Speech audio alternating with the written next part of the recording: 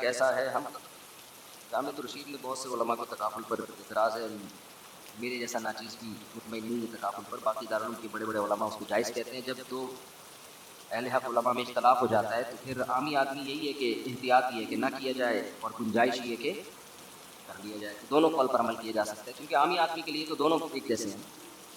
جب بھی کوئی ایسا اختلاف ہوتا ہے نا تو علماء ایک ٹرم استعمال کرتے ہیں کہ اس میں احوط یہ ہے کہ اس سے بچو، ایسر یعنی آسانی اس میں ہے کہ کر لو، کیونکہ اختلاف ہے تو خالص حرام نہیں کہہ سکتے اس کو، سمجھتے ہو؟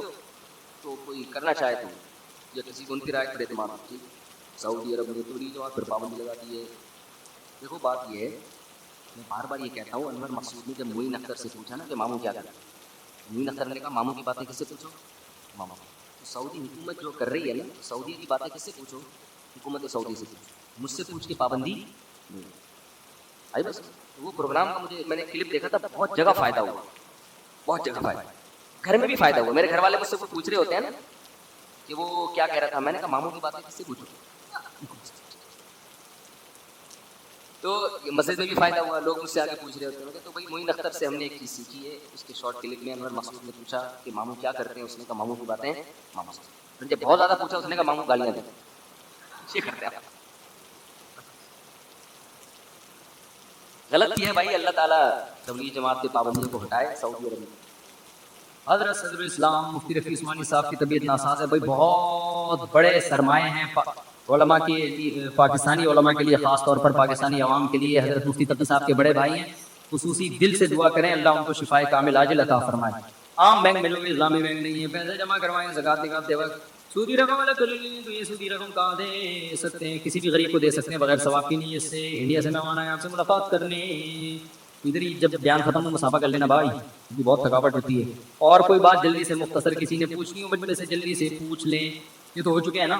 یہاں سے کسی نے کوئی سوال پوچھنا ہو اسپیڈ کے ساتھ، ہائے ہائے ہائے، جس آدمی کا عقیدہ شرکیہ ہو اس کے پیچھے نماز نہیں ہوتی۔ اب یہ خود فیصلہ کریں کس کا شرکیہ ہے کس کا شرکیہ نہیں ہے۔ جی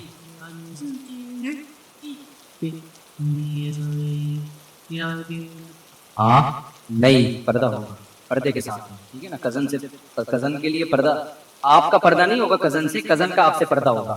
پردہ مرد کا نہیں ہوتا، پردہ عورت کا ہوتا ہے۔ جی یہ والا نہیں ہوگا، میں سمجھا ہوگا۔ حضرت والا کراچی کے ٹریفک سے تنگ آ گئے ہیں، رانگ سائڈ ٹریفک بہت آتا ہے، کچھ پتہ نہیں ہوتا کہ کون کہاں جا رہا ہے۔ کبھی صبر کا پیمانہ لبریز ہونے لگتا ہے، ڈر لگتا ہے کہ بائک سے اتر کر کسی کو پھوڑ نہ دوں، بے صبرا ہو جاؤں اور جس پر غصہ آ رہا ہے اس کو دو چار رکھ دوں۔ وہ بھی رکھے گا، جب آپ دو چار اس کے رکھیں گے تو 8-10 وہ بھی رکھے گا۔ اتنا نیک تھوڑی کوئی ہوتا ہے کہ آپ اس کے رکھے اور وہ کچھ بھی نہ کو تھینک یو کہہ کے چلا جائے۔ باقی آپ نئے نئے کراچی میں آئے ہیں میرا خیال ہے، آپ کا مسئلہ ہے، کس نے پوچھا یہ نئے آئے ہیں کراچی میں؟ ہاں تو وہ تھوڑے دن میں آتی ہے۔ پھر جو تمیز سے ڈرائیونگ کر رہا ہوگا اس پہ آپ کو غصہ آئے گا، کم بخت نہیں، آپ بولو گے یہ بھی جو اسپیڈ لمٹ ہے اس کے اندر اندر کیوں چل رہا ہے تو یہ آپ کو تھوڑے دن میں سیٹ ہو جائے گا۔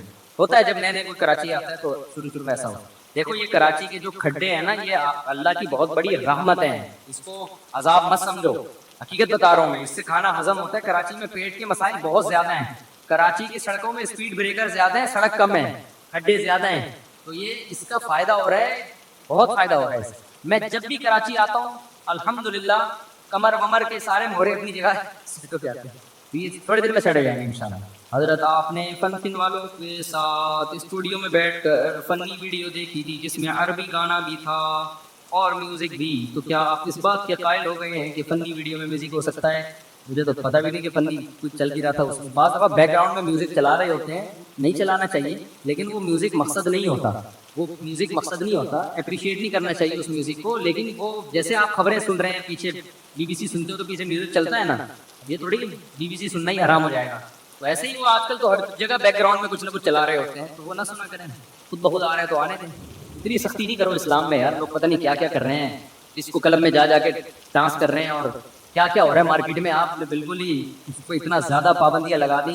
اس زمانے میں جو گنجائش کا پہلو ہے نا وہ نکالنا چاہیے۔ جو بھی مفتی معاشرے کی سوسائٹی کو سمجھے گا وہ گنجائش کے پہلو کو ہمیشہ ترجیح دے گا۔ تو اسلام کے بیسک چیزیں ہیں ان کو لوگ اگر چھوڑ دیں تو یہ بھی غنیمت ہے، تو اس زمانے میں یہ بھی کافی ہے، تو اٹھا کے چوم کے رکھ لے بس قرآن پاک نہیں کوئی نہیں۔ اب یہ جو فوجی لوگ پریڈ کرتے ہیں یہ بغیر میوزک کے ہو سکتی ہے؟ کچھ فتوے ایسے ہوتے ہیں نا مارکیٹ میں دینا آسان ہے، لیکن جب آپ کے پاس گورنمنٹ آئے گی تو وہ نہیں چلے گا، پریڈ کرتے ہوئے جا رہے ہیں خاموشی سے. ایسا تھوڑی ہوتا ہے. کچھ جنگ کے موقع پہ دف بجانا یا موٹیویشن کے لیے اس طرح کی چیزیں تو فقہاء نے بھی لکھا ہے جائز ہے.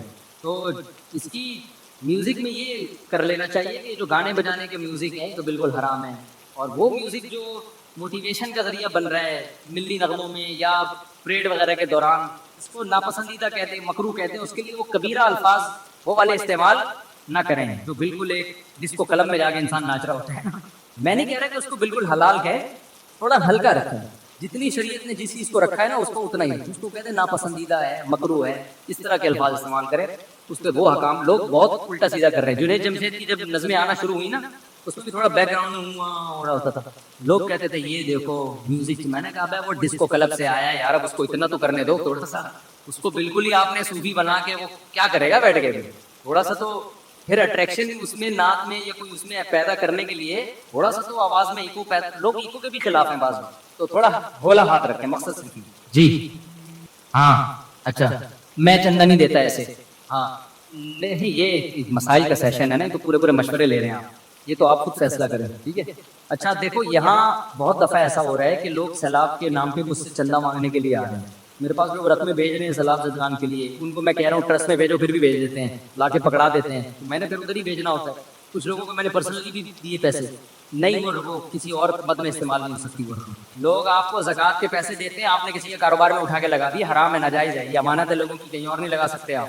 ایک شرط میں لگا سکتے ہیں کہ آپ کے اکاؤنٹ میں آپ کے 1 لاکھ روپے پڑے ہوئے ہیں اور آپ کو کسی نے 1 لاکھ روپے زکوٰۃ کے دیے, تو یہ ہو سکتا ہے کہ آپ کا وہ لاکھ زکوٰۃ کے کر لیے میں نے اور یہ لاکھ میں استعمال کر رہا ہوں. اب وہ والے میں کسی غریب کو دے دوں گا. یہ تو کیونکہ پیسے بدل رہے ہیں نا, یہ تو اس میں کوئی نقصان نہیں ہے.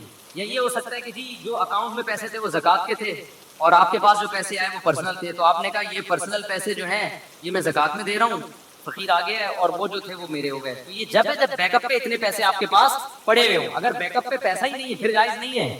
لوگ کیا کر رہے ہیں, خیانتیں کر رہے ہیں کہ 1 لاکھ روپے زکوٰۃ کے آپ کے پاس آئے اور آپ نے کیا کیا کہ جی چلو میں ابھی استعمال کر لیتا ہوں, پھر بیوہ بھی جب آئیں گے نا اپنے پیسے تو میں زکوٰۃ میں ڈال دوں گا. یہ جائز نہیں ہے, یہ امانت میں خیانت ہے, گناہ ملے گا آپ کو اس کا. اپنا بزنس بھی کر رہے ہوتے ہیں لوگ. اچھا سیلاب زدگان کے نام پہ بہت سے لوگ آتے ہیں مجھ سے مدد طلب کرنے. دیکھو ہم نے ایک طریقہ بنایا ہوا ہے, اس کے بغیر ہم کسی کی مدد نہیں کرتے, کیونکہ کراچی میں فراڈی بھی بہت دبا کے گھوم رہے ہیں. ہر تھوڑے دن میں میرا مکان ٹوٹ گیا, ہمیں کیا پتا تیرا مکان ٹوٹا ہے کہ نہیں ٹوٹا. تصویریں لوگ بھیجتے ہیں, ہمیں کیا پتا بھائی تو اپنے گھر کی بھیج رہا ہے, کسی کی تصویریں نیٹ سے اٹھا کے بھیج رہا ہے. تو اس کا ہم نے ایک طریقہ بنایا ہوا ہے کہ ہمارے جامعہ کے طلبہ پورے ملک میں پھیلے ہوئے ہیں, جو جس علاقے میں وہاں کا سروے کر کے رپورٹ دیتا ہے کہ اس گاؤں میں اتنے متاثر ہیں, اس گاؤں میں اتنے متاثر ہیں. ان کی پوری, اب جامع رشید جائے میں پوری ڈاکومنٹری بناؤں گا انشاءاللہ اس پہ, کہ ایک ایک جگہ کی کیلکولیشن انہوں نے کی ہے بڑی خاندانی طریقے سے. جامع رشید نے خاندانی کام کیا ہے بہترین, کہ کس گاؤں میں کتنے لوگ متاثر, کہاں کتنے لوگ متاثر, ان کے مہینے کے راشن کا کتنا خرچہ ہے اور کس چیز کی نیڈ ہے, ضرورت ہے, مچھردانی کی بہت, اور یہ اپڈیٹ کرتے رہتے ہیں. بڑا خاندانی کام ہے. تو ہم پھر انہی کے ساتھ تعاون کرتے ہیں کہ بھائی آپ جو ہے نا ایسے نہیں کوئی بھی اٹھ کے آ جائے. بعض لوگ کہتے ہیں ہو سکتا ہے وہ مستحق ہو, بھائی ہو تو بہت کچھ سکتا ہے دنیا میں, لیکن زیادہ تر فراڈی ہوتے ہیں اس میں جو غلط. تو ہم لوگوں کی امانتیں ایسے کیوں ضائع کریں. اس کا پھر ایک طریقہ یہ ہے کہ آپ بھی یہ طریقہ استعمال کریں, سروے کروایا کریں, رپورٹ لیا کریں, پھر وہیں پھر ٹوکن دے دیتے ہیں جا کے, پھر ان کو کہیں بھی بلا لیا کسی ایسی جگہ پہ جہاں گاڑی جا سکتی ہے یا کشتی جا سکتی ہے, ایسی جگہ پہ ان کو بلا کے. اب ہیلی کاپٹر ہمارے بس میں نہیں, سمجھتے ہیں نا, تو ورنہ تو بہت سی جگہ ایسی ہیں ہیلی کاپٹر کے علاوہ کام ہو ہی نہیں سکتا, تو وہ ایسے بالکل ہی ڈوب گئے ہیں وہ لوگ. تو اس طرح سے کام کریں. ہلر در میں اتنی بدنظمی ہو رہی ہے کہ کئی ٹرسٹ بیچارے جن کو پراپر سروے نہیں ہے, ایک آدمی کو 6 مہینے کا راشن دے دیا, اس کے پڑوس میں بھوکا مر رہا ہے, جو جا رہا ہے اس کو ڈبے دے کے آ رہا ہے, دوسرا بھی اسی کو دے کے آ رہا ہے, تیسرا بھی. ان کو پتہ ہی نہیں کہ یہ پہلے 10 لوگوں سے لے چکا ہے. تو ڈسٹریبیوشن میں بہت گڑبڑیں ہو رہی ہیں. اس لیے جب بھی اس طرح کا کوئی بڑا کام کیا جاتا ہے پراپر طریقے سے, وہیں کے ہمیں یہ سہولت ہے کہ ہمارے طلبہ ملک کے چپے چپے میں, الحمدللہ 20 سال سے ہم مدرسے میں پڑھا رہے ہیں نا, پورے ملک سے لوگ آتے ہیں, طلبہ جاتے ہیں, ان کا ریکارڈ ہے ہمارے پاس, کون سا طالب علم کہاں رہتا ہے, ان سے ہم رپورٹیں طلب کرتے ہیں, پھر ان کے ذریعے مدد کرتے ہیں. اس طرح سے کام آپ لوگ بھی اسی طرح سے کریں اگر کرنا چاہتے ہیں. ایسے ہلڑ دھڑ میں جا کے بس لوگ کیا کریں, تاجر ٹرک لے کے گئے, وہ اکثر تو ٹرک راستے میں اڑ جاتے ہیں اور پھر جا کے ایسے ہی پھینک پھاک کے آ گئے, تو وہ نہیں ہوتا, ایسے مزہ نہیں آتا, لوگوں کی امانتیں ضائع ہوتی ہیں اس طریقے سے. اور بعض لوگوں نے تو یہی لا کے رکھے, بارشوں میں سارا راشن ان کا تباہ و برباد ہو گیا. ان کو ذرا بھی خیال نہیں, کروڑوں روپے لوگوں کے آپ بارشوں میں برباد کر رہے ہو, راشن تباہ ہو رہا ہے. ایسے بھی ویڈیوز آ رہی ہے لوگوں. تو اس لیے کام کریں, پیسہ اللہ نے دیا ہے تو اس کو تمیز سے خرچ کریں. बेहुदा तरीके से इसराफ करके उड़ाना ठीक नहीं है। वमा अलैना इल्लल बलाग, बहुत मजाक हो गया। 2 पराठों का मतलब ये नहीं होता क़यामत तक आदमी बोलता ही रहना। गानों में कुफरिया कलिमात का हुक्म, बहुत सारे ऐसे गाने हैं जिनमें कुफरिया कलिमात हैं। अगर कोई मुसलमान इस जुमले को समझे बगैर अनजाने में वो गाना गाए तो क्या इसकी वजह से वो काफिर हो जाएगा? मोहम्मद तस्लीम अख्तर इंडिया से नहीं, अनजाने में काफिर नहीं होगा, लेकिन गाना गाना मुसलमान को गाने नहीं गाने चाहिए। बाकी गानों में जो कुफरिया कलिमात होते हैं, इसमें एक बात समझें कि शायरी के उसूल और ज़ाब्ते कुछ और होते हैं। बाज़ दफ़ा शायर किसी चीज़ को मुबालगा करके बयान कर रहे होते हैं, उस पर जो जज्बाती लोग होते हैं फ़ौरन कुफर का फतवा लगा देते हैं। ये भी गलत है। शायरी की दुनिया एक आम दुनिया से अलग होती है। अल्लामा इकबाल की शायरी थी ना शिकवा, उसमें अल्लाह से बहुत सारी शिकायतें की। अब बाज़ लोगों ने, उस वक्त मुतशद्दिद लोगों ने अल्लामा इकबाल पे कुफर का फतवा लगा दिया। सही जो संजीदा उलमा थे उन्होंने तो नहीं लगाया, लेकिन बाज़ ने लगा दिया। तो वो शायरी थी, उसमें अल्लाह से शिकायतें भी हो रही हैं, शिकवे भी हो रहे हैं। तो एक नसर में जब हम आम नॉर्मल हालात में ऐसी बात कर दें तो कुफर का फतवा लगेगा। शायरी के उस, मैं ये नहीं कह रहा शायरी में कुफर बकना जायज़ है, मैं ये कह रहा हूँ कि शायर की बात को समझने की कोशिश करनी चाहिए कि ये कहना क्या चाह रहा है। तो इसमें जल्दबाजी नहीं करनी चाहिए। कुफर के मामला ऐसा नहीं है कि कोई भी कुछ बात कहते हैं आपने फौरन उठा के उस पर उसको काफिर कह दिया। और तो शायरी में अगर आप खुद नहीं फैसला कर सकते, किसी आलिम से पूछ लें, पढ़े लिखे संजीदा उलमा से, कि भाई ये काफिर है भी या नहीं है, या ये कलिमात कुफरी हैं, तो आपको बताएंगे कि भाई ये शायरी का तो नाज होता है। बाज़ दफ़ा अल्लाह से शिकायतें हो रही होती हैं, वो शिकायतें सिर्फ एक नाज के हुक्म में होती हैं कि नाज किया जा रहा है अल्लाह के साथ। तो इसमें जल्दबाजी से काम नहीं लेना चाहिए फतवा लगाने में और कुफरिया काफिर कहने में किसी को। मजहबी लोगों में बाज़ दफ़ा बड़ी शिद्दत आ जाती है, इससे बड़े मसाइल खड़े हो जाते हैं। तो वाज़े तौर पर जब कुफरिया बात होगी या बेअदबी की बात होगी, फिर बहरहाल उसको गलत कहा जाएगा। लेकिन घुमा फिरा के, जैसे वही है ना, चप्पल पे अल्लाह लिखा हुआ है, कुछ लोगों ने ला के दिखा, हालांकि नहीं लिखा हुआ था चप्पल पे अल्लाह, खुदा ना, कौन लिखेगा भाई चप्पल पे अल्लाह? मुझे ला के दिखाया वो यूं बन रहा है। तो भाई ऐसे लकीरों से आप तसव्वुर, आप बादल में तसव्वुर करके देखें ना। आप फर्ज करेंगे अल्लाह लिखा हुआ है तो अल्लाह नजर आएगा आपको। आप फर्ज करेंगे कि कोई भालू बना हुआ है तो भालू नजर आएगा आपको। तो कुछ लोगों के दिमाग में कुछ ऐसी सॉफ्टवेयर बैठ जाते हैं कि वो हर चीज में उनको उल्टी चीज ही नजर आ रही है। तो एक हमारे दोस्त अच्छे खासे पढ़े लिखे बहुत लड़े मुझ पे कि ये अल्लाह लिखा हुआ। मैंने कहा ये अल्लाह नहीं लिखा हुआ, चप्पल के तलवे पे नहीं लिखा हुआ, बहुत लड़े। तो वहाँ किसी इमारत पे कोई डिजाइन हमें नजर आया, मैंने कहा कैसा खूबसूरत डिजाइन है, मेरे जबरदस्त। मैंने कहा गौर करो ये अल्लाह लिखा हुआ है। तो कहा कहाँ लिखा हुआ? मैंने कहा फिर चप्पल का डिजाइन, और मैंने कहा देखो वो एक ही डिजाइन था। चूंकि वहां वो इस नीयत से देख नहीं रहे थे तो उनको डिजाइन लगा, चप्पल के नीचे झांक झांक के वो देख रहे हैं कि क्या लिखा हुआ है, तो उनको लगा कि अल्लाह लिखा हुआ है। तो इसमें वहम भी होता है। तो जहाँ वाकई बेदबी हो, गुस्ताखी हो, वहां तो ठीक है, लेकिन इसमें वहम का शिकार ना हो। कैसा है हम जामिअत रशीद में बहुत से उलमा को तकाफुल पर इतराज़ है। मेरे जैसा नाचीज़ भी मुतमईन नहीं है तकाफुल पर। बाकी दारुल के बड़े बड़े उलमा उसको जायज़ कहते हैं। जब दो अहले हक़ उलमा में इख्तलाफ हो जाता है तो फिर आमी आदमी यही है कि एहतियात ये है कि ना किया जाए, और गुंजाइश ये है कि कर लिया जाए। दोनों कौल पर अमल किया जा सकता है, क्योंकि आमी आदमी के लिए तो दोनों एक जैसे हैं। जब भी कोई ऐसा इख्तलाफ होता है तो उलमा एक टर्म इस्तेमाल करते हैं कि इसमें अहवत ये है कि इससे बचो, ऐसर यानी आसानी इसमें है कि कर लो, क्योंकि इख्तलाफ है तो खालिस हराम नहीं कह सकते उसको, समझते हो? तो कोई करना चाहे तो, या किसी को उनकी राय पर एतमाद, ठीक, सऊदी अरब ने तो जो फिर पाबंदी लगा दी है। देखो बात ये है, मैं बार बार ये कहता हूँ, अनवर मकसूद ने जब मोइन अख्तर से पूछा ना कि मामू क्या करते हैं, मोइन अख्तर ने कहा मामू की बातें किससे पूछो? मामू। तो सऊदी हुकूमत जो कर रही है ना, सऊदी की बातें किससे पूछो? हुकूमत सऊदी से पूछो, मुझसे पूछ के पाबंदी नहीं आई बस। तो वो प्रोग्राम का मैंने क्लिप देखा था, बहुत जगह फ़ायदा हुआ, बहुत जगह फ़ायदा, घर में भी फ़ायदा हुआ। मेरे घर वाले मुझसे कुछ पूछ रहे होते हैं ना कि वो क्या कह रहा था, मैंने कहा मामू की बातें किससे पूछो। तो मस्जिद में भी फ़ायदा हुआ, लोग मुझसे आगे पूछ रहे होते हैं। तो भाई मोइन अख्तर से हमने एक चीज़ सीखी है। उसके शॉर्ट क्लिप में अनवर मकसूद ने पूछा कि मामू क्या करते हैं, उसने कहा मामू की बातें मामा।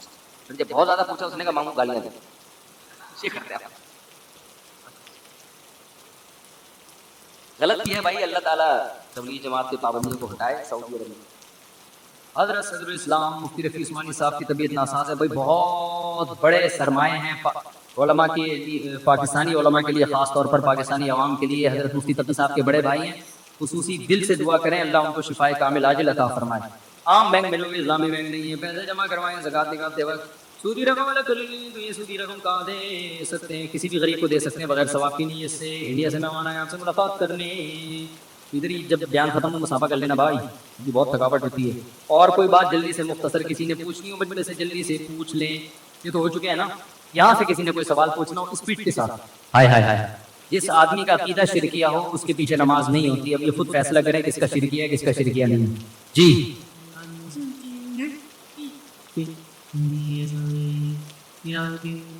ہاں نہیں، پردہ ہوگا پردے کے ساتھ، ٹھیک ہے نا. کزن سے کزن کے لیے پردہ، آپ کا پردہ نہیں ہوگا کزن سے، کزن کا آپ سے پردہ ہوگا.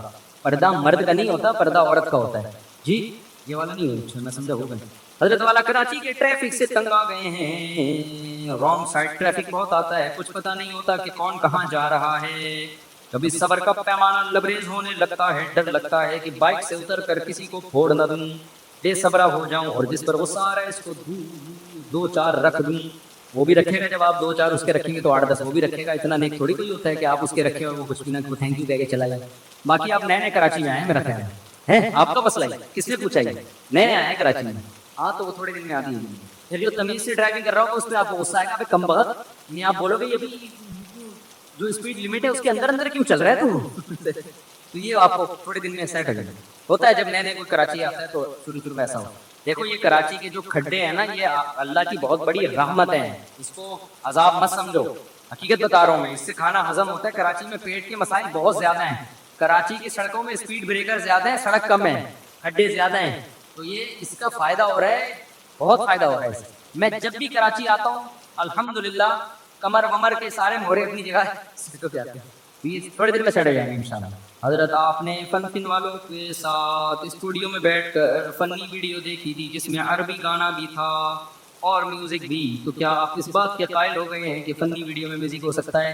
مجھے تو پتہ بھی نہیں کہ فنی کچھ چل بھی رہا تھا اس میں. بعض دفعہ بیک گراؤنڈ میں میوزک چلا رہے ہوتے ہیں، نہیں چلانا چاہیے، لیکن وہ میوزک مقصد نہیں ہوتا. وہ میوزک مقصد نہیں ہوتا، اپریشیٹ نہیں کرنا چاہیے اس میوزک کو. لیکن وہ جیسے آپ خبریں سن رہے ہیں پیچھے BBC سنتے ہو تو پیچھے میوزک چلتا ہے نا، یہ تھوڑی BBC سننا ہی حرام ہو جائے گا. تو ایسے ہی وہ آج کل تو ہر جگہ بیک گراؤنڈ میں کچھ نہ کچھ چلا رہے ہوتے ہیں، تو وہ نہ سنا کریں. خود بخود آ رہے ہیں تو آنے دیں. اتنی سختی نہیں کرو اسلام میں یار. لوگ پتہ نہیں کیا کیا کر رہے ہیں، جس کو کلب میں جا کے ڈانس کر رہے ہیں اور کیا کیا ہو رہا ہے مارکیٹ میں. آپ نے بالکل ہی اس کو اتنا زیادہ پابندیاں لگا دی. اس زمانے میں جو گنجائش کا پہلو ہے نا وہ نکالنا چاہیے. جو بھی مفتی معاشرے کی سوسائٹی کو سمجھے گا وہ گنجائش کے پہلو کو ہمیشہ ترجیح دے گا. تو اسلام کے بیسک چیزیں ہیں ان کو لوگ اگر چھوڑ دیں تو یہ بھی غنیمت ہے. تو اس زمانے میں یہ بھی کافی ہے. تو اٹھا کے چوم کے رکھ لے بس قرآن کا. نہیں کوئی نہیں. اب یہ جو فوجی لوگ پریڈ کرتے ہیں یہ بغیر میوزک کے ہو سکتی ہے؟ کچھ فتوے ایسے ہوتے ہیں مارکیٹ میں دینا آسان ہے، لیکن جب آپ کے پاس گورنمنٹ آئے گی تو وہ نہیں چلے گا.